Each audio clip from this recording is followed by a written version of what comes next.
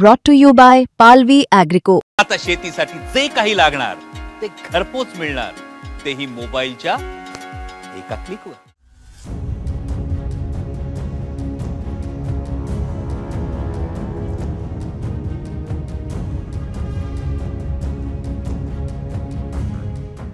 दिल्लीत झालेल्या स्फोटाच्या आधीचं सीसीटीव्ही आता हाती लागलाय.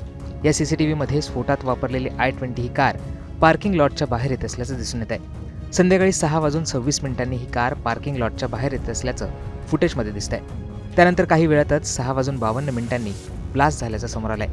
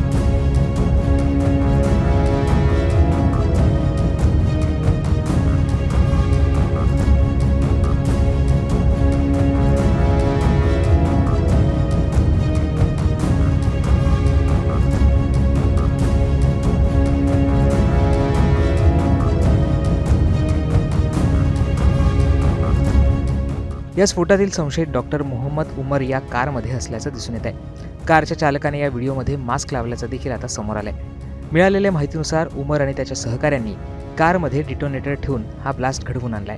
तपास यंत्रणांच्या माहितीनुसार अमोनियम नायट्रेट फ्युएल ऑइल या स्फोटासाठी वापरण्यात आलं होतं. स्फोटाच्या आधी ही कार जवळच्या पार्किंग लॉटमध्ये 3 तास पार्क करण्यात आली होती. मिळालेल्या माहितीनुसार दुपारी 3:19 ही कार पार्किंग लॉटमध्ये आली होती. दरम्यान दिल्ली पोलीस ही कार कुठून आली याचा आता शोध घेत आहेत.